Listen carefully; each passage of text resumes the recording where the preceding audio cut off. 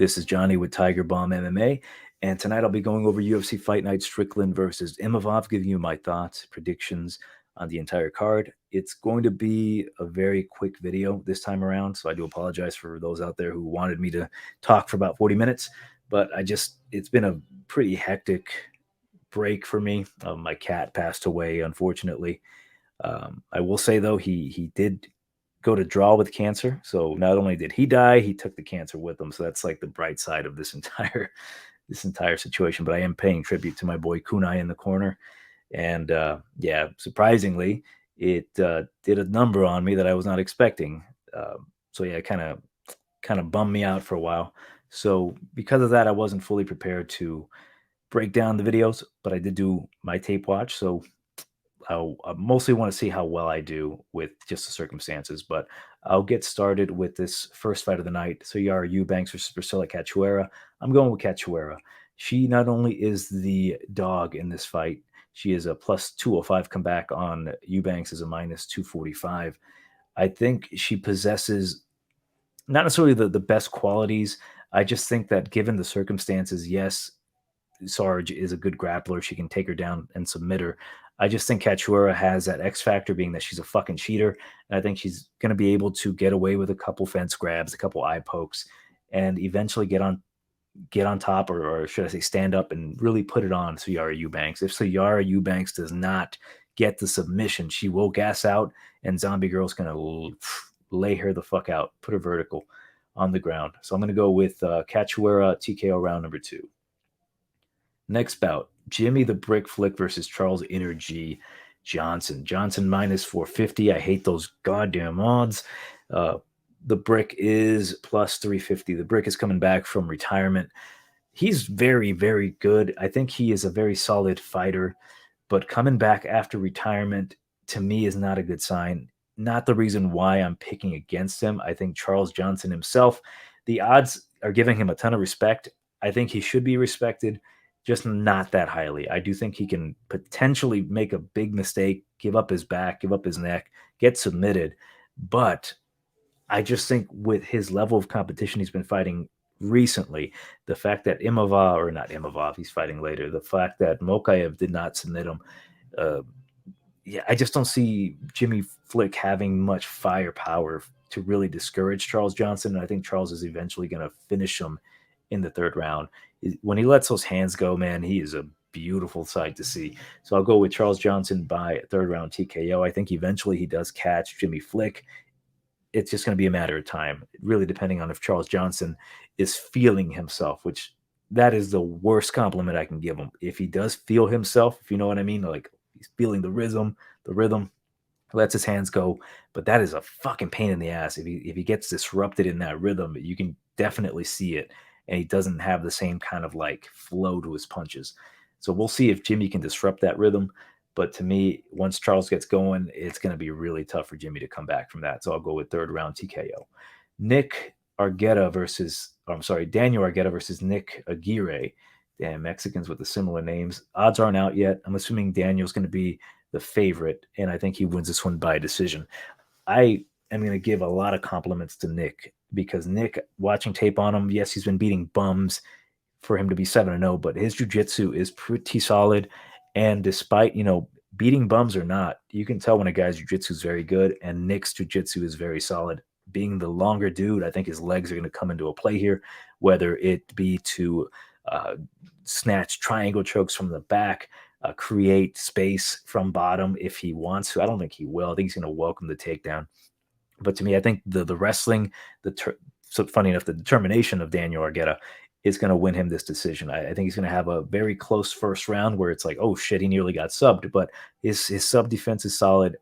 I just think right now, with it being short notice, to me, Daniel's going to win this fight. If for whatever reason Daniel Argueta is, say, like minus 200 or shit, even like minus 180, I'm down to put some money on Daniel, but at the very moment, it's not worth it for me. I'm assuming he's going to be a big favorite. Not to say that I want to put a shot on Nick, but if you were to, probably by submission. I think his submission game is very good. Next bout, Alan Nascimento versus Carlos Hernandez. I've thought about this fight so much, but to me, it just eventually comes down to Alan Nascimento wins this one by a decision. I think his jujitsu and in grappling is just phenomenal, right? His issues, though, leaves his chin exposed, doesn't feel comfortable striking. He cuts a lot of weight. And I think Carlos, man, the odds -350 on Nascimento, I don't like it. I don't think he's a parlay piece for me. I think he's capable of a huge stunt against Carlos. I think Carlos as a dog, he might be worth a shot for me. Just, I mean, I hate saying the word sprinkle, but he might be worth a sprinkle. I really do believe in this kid. I think in this spot, he's got a chance to pull like a Chris Barnett against that other fatty that used to fight at 185, where everyone's like, yeah, there's no way he's going to win. And then boom, he fucking survives an ass whooping and comes back and wins. And he's doing that front flip. I do believe Carlos is a bit, he's giving me like Frankie Edgar vibes, Hispanic Frankie Edgar vibes, where his boxing's good. He's got a good head on his shoulders. He's solid everywhere. It's just the optics of him being so undervalued. It's giving me like concerns. I'm like, man, maybe this guy does suck. Maybe if he does get put on his back, he's not going to get up. Maybe he does get submitted early. But I do expect Carlos to have good moments there against Allen. I think Allen is going to potentially get tired, but he's going to have enough banked up to win the decision, the 29-28.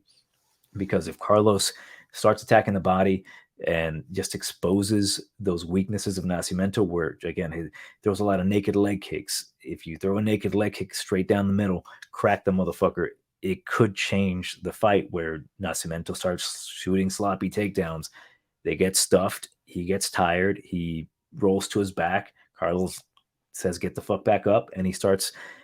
I don't want to say unloading on him because I don't think Carlos has that kind of power, but he does have enough volume and enough attacks to the body. I think he could eventually, he can sap that energy from Allen to the point where it's like a potential early stoppage and everyone gets pissed that their parlays lose. But logically, Nascimento to me, from what I've seen, Carlos does have a bit of an issue getting back up if he gets put on his back. And if Allen, who has really nice entries, he can get him on his back, I think he can win this decision if he doesn't submit him. But I am keeping an eye on Carlos, definitely, because I do think he can win this fight. Next bout, we've got Mateus Mendonça versus Javid Bashrat. I've already got Bashrat to win this one by decision. I got him on a parlay with another guy. From what I've seen from Mateus, he's very solid. I think he's going to be a very good prospect after this fight. I think he needs to grow up a little bit. He needs to have a few more fights under his belt. He needs to figure out what his style is because he can crack, he can grapple. He's a black belt in jiu-jitsu, but I just don't know what he's about. Like when it comes to Bashrat, he's a striker. He's a striker who can grapple. He can take you down. He can beat you up. And I've seen his methods of doing that. I've seen him stuff takedowns, reverse, get on top, beat dudes up on the bottom. He can, like, again, I think he's just more well-rounded now than Mateus. Mateus might be the more explosive guy with potentially even a brighter future than Bashrat. But at this very moment, I think Bashrat wins this one by a decision if he doesn't finish him along the way. Concerns about Bashrat, chin up in the air, hands down sometimes. Low kicks, he had a couple low kicks from Gravely that I didn't like, but I think he can adjust well enough. If he even has to take it to the ground, Mateus, although he's a black belt in jiu-jitsu, I think Bashrat training with Jake Shields, I think he's very well prepared for this fight. And I think he's going to attack the body very nicely, gauge the distance much better than Mateus. Mateus is going to be throwing wild. He's going to be missing, maybe even gasses out, maybe gets a finish. But Bashrat for me by decision is the play. Next bout, Mateus Rabeski versus Nick Fior. Nick Fior is 6-0. He should be 4-0. I am disqualifying 2 of those wins. He beat the same guy twice. This particular guy, who let's find out his name because he should be shamed. It's going to take more time than I intended, but he should be shamed. Jay Ellis. He beat Jay Ellis twice. While watching tape on him beating Jay Ellis twice, the commentators were like, "Oh my God, he's fighting a guy. This Nick Fior. He's fighting a guy with over 100 fights in his career." And I'm like, "Oh shit, this guy's beating a wily veteran with over 100 fights." I look at his record, 15-91-0. No, that's just false advertising right there. He beat him twice. finished him twice. To me, it's just like that's a level of competition that you're fighting. Yes, his jiu-jitsu and black belt, he's pretty solid with the jiu-jitsu. I just do not see a fucking snowball's chance in hell that he's going to beat Mateusz Rebecki, who guy is really fucking good. From what I've seen, this guy solid powerhouse. He reminds me of a little bit of Gamrot in the same style where they're both grapplers with power. Really, it mostly though. I think Mateus is going to be seeing dead people after he knocks out Nick Fuhr. I am going with Polish Haley Joe Osment to knock out Nick Fuhr in the first round. I don't think he's going to get the submission. Mateusz Rebecki's more of a submission guy himself. I just don't see him being able to submit Nick. I think if he gets him to the ground, he's going to be wily enough. A couple punches to the mouth, a couple elbows to the mouth, and Nick Fuhr's going to call it a day. So I'll go with round number 1 for Rebecki, who is a fucking powerhouse. Next bout, Claudio Ribeiro versus Abdul Razak Al Hassan, aka, as I call him, Abdul Razak Al Has Been. And that's truly the case here. He is unfortunately a has been. He was very fun to watch, but he's 37 years old. He's going to be outgunned here by the much younger guy by 7 years. Despite the odds, minus 125 for Al Hassan, plus 100 for Ribeiro. That's kind of a steal for me. I think Ribeiro, yes, the angles that Al Hassan can wrestle him, kind of tire him out. That's going to sap the gas tank away from Al Hassan himself. And I just see Claudio landing something ridiculous, like just something wild. He is very, very wild here. Like he's got the capoeira background. He reminds me a lot of Maheta Santos, just how wild he is. Also in the composure as well. Like he's able to expend a ton of energy, but he doesn't necessarily seem tired. He's willing to push despite the fatigue. And I think as long as he doesn't get cracked by Razak, who he's a knockout threat regardless of age, regardless of being washed. I do fully expect there to be an issue here. Like, oh fuck, if that would have connected, my money's down the drain. And Ribeiro, so I'm gonna pick him to win this one by knockout. I think in the first or second round, if Razak just dives to the legs and Claudio isn't prepared for that, yes, we can see one round get slipped away and Ribeiro's going to be a plus money dog live. And I think that might be a good chance to bet him there as well. But I already got that play on him. I think I got him like at pick 'em odds. Unfortunately, I didn't get him at plus 100. But again, I do expect Claudio to, if he gets grappled a bit, survive that grappling, get back up. Even if he's tired, Abdul's going to get tired as well. And something's going to come crashing in his jaw and knock him out. So I'll go with Ribeiro by first or second round knockout. I'll be safe and say second round just in case the Judo Thunder makes an appearance. Next bout, Umar Nurmagomedov versus Ioni Barcelos. Nurmagomedov is like, fuck it, let's just say minus 1,000. Barcelos plus 500-ish. Let me make sure. That's the last time about plus 500 for Barcelos.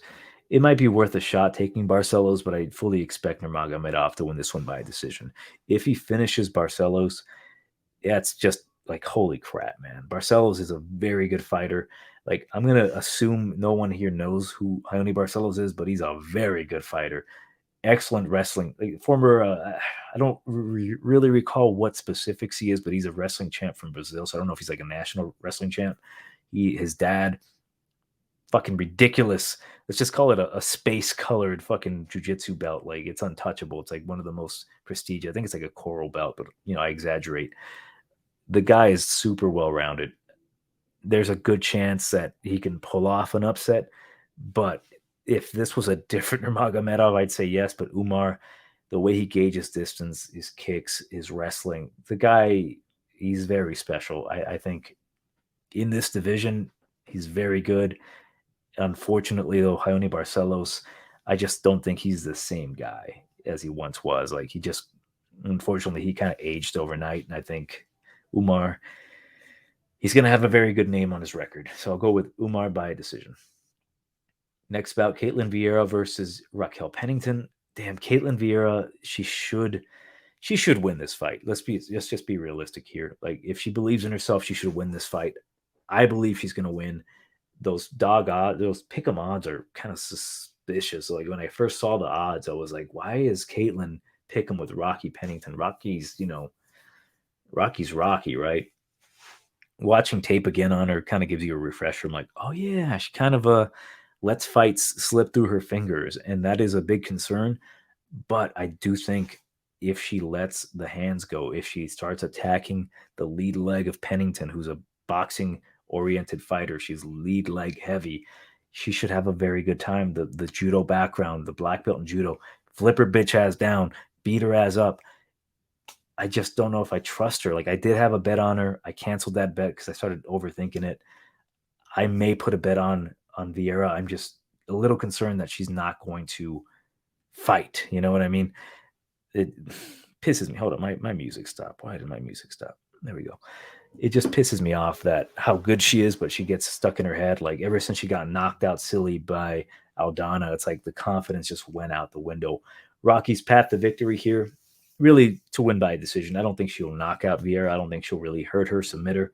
It's really more so she has to win minutes by looking busier because if Caitlin's not throwing, if she's tentative, Raquel can be busier and edge out this decision. But again, Vieira is just much more skilled. She should win this one by a decision. Should. Next bout, Punahele Soriano. He's going to knock out Roman Kopylov. I like Punahele. I already got a bet on him. I think I got a bet with him in a parlay. I got him in a parlay with Ribeiro. But I do think he's going to knock out Kopylov. Kopylov, he's been improving for sure. He's got the striking base. I call these guys these kickers, these kind of karate type guys, kicky boys. Puna's gonna just blast him. I think he's gonna hurt him with the first exchange. He's not gonna knock out Kopylov, but he's gonna show him who's boss. Probably bust up his nose a bit. If he has to go for the wrestling, he's just very powerful. This guy may get tired, he may get sloppy, but he is very effective. Like even if he gets tired, Punahele, that is, he'll push forward. He'll do what he needs to do. I do think this is a good fight for him to really display that power and make a kid like Roman Kopylov quit, despite him being older than him. It just gives me that fucking twink vibe. But I'll go with Punahele to knock out Roman Kopylov. Like I wish I could say more because I have more details about both these guys, about all the fighters. It's just the timing.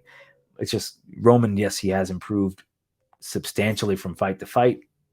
I just don't think he has the overall package yet. He's just not there yet.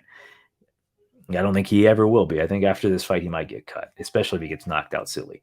Next bout, Dan Ige versus Damon Jackson.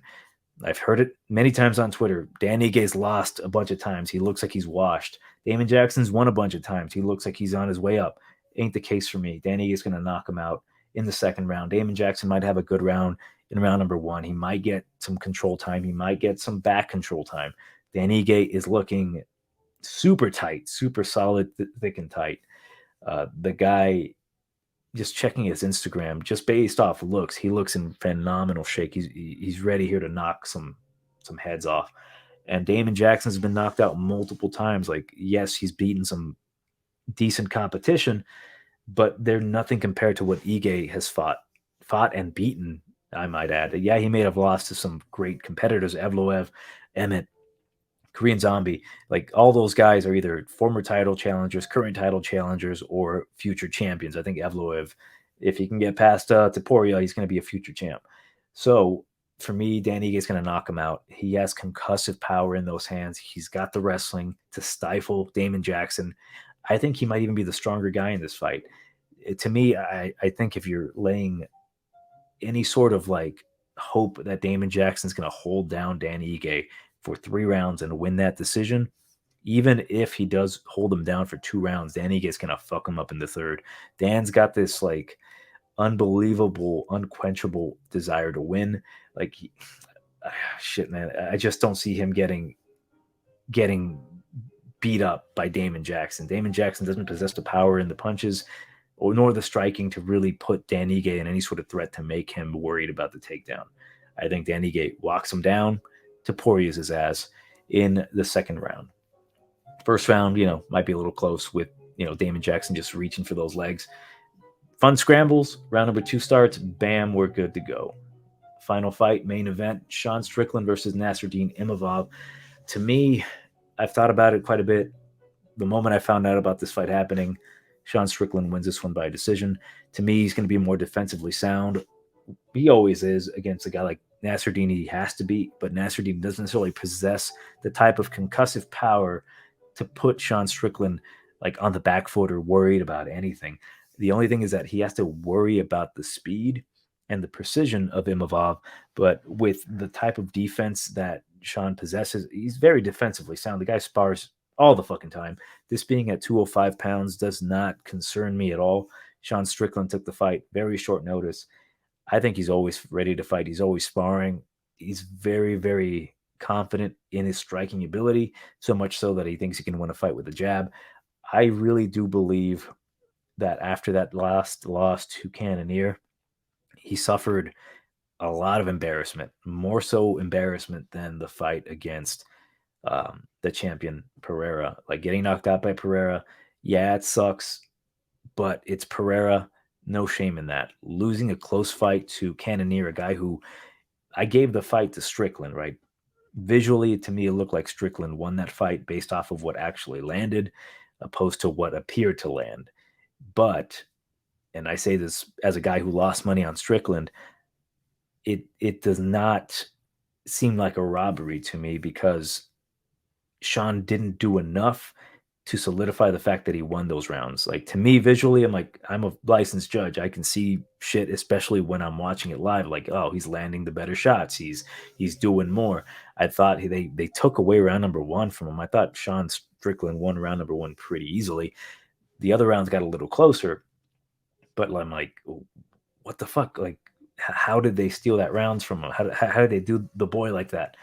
It's mostly because he visually gave the impression that he was losing the fight, if that makes any sense. Like Cannonier may not have been landing all those big heavy strikes, but he was throwing them. They looked more impactful, and to a judge sitting cage side who cannot see if they are connecting or not, they're just going to assume they are, especially if they're that loud and concussive sounding. So if Sean would have done more, listen to his coaches, I really think he would have won this fight. He wouldn't have been in this position at all, where he has to fight a guy like Imavov. But I do think he's much better than Imavov if he decides to fight intelligently. Like he has not been doing that lately. I think he's going to be leaps and bounds above Imavov here, short notice or not. I do respect Imavov. I respect his style. I respect his sniper-like abilities, his movement on the feet. You know, he's very light on his feet, and you know, gas tank issues. I don't know about that really. Yeah, he kind of got tired against Buckley, but he went the full 3 rounds and beat the shit out of Phil Hawes in the 3rd round.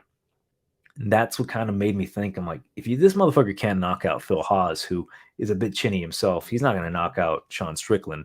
I don't think Sean's chinny, but added with the ability to have that good boxing defense, I think Imavov might have a lot of shots kind of glaze off the shoulders or the gloves. And I think Sean Strickland is going to find a way to keep continuously landing the jab. If I see him throwing kicks up the middle, I think he's going to easily get this decision. The moment he decides to stop being a little bitch in his head and go for a takedown, I think he's going to win this fight because Imavov struggles a bit on the ground. He can get back up. He is getting better in that facet. He even gets takedowns himself, but he ain't getting a takedown on Sean Strickland. So to me, Sean Strickland wins this one by a decision, gets back on track, cuts a promo saying that he's going to kill someone in the UFC, and then he's going to fight probably Marvin Vettori or something and fucking bitch out again. But yeah, to me, Sean Strickland is the play. Overall, my entire so far, anyways, my bets have been. Well, actually, I do have a bet on Sean Strickland. A couple units on him. I might cancel that one because I keep seeing the line change a bit. So I might cancel that one and replace it depending on if he becomes a dog or not. I got a bet on Dan Ige to win straight. I got a bet on Punahele and Claudio as a good parlay there. Got another parlay with Punahele and Basharat. And then I got a straight, pardon me, I got a straight play on Claudio to win this fight. I think I got him pretty good at like not dog odds, but like slightly above chalk. So we'll see how this goes. I might have a couple more plays, but yeah, again, I'm just trying to be a little bit more responsible this year and see how it goes out. But I hope to God they don't fuck Sean Strickland in this fight again. But that's been Johnny from Tiger Bomb MMA. Make sure you leave a comment, like, subscribe, follow me on Twitter, follow the Discord if you're interested in just getting to know the the group of people that enjoy the shit that I like to produce. We're all like a bunch of fun-loving dudes, no filters on us. Yeah, again, Johnny Tiger Bomb MMA, and I will catch you next week for the Brazilian main event.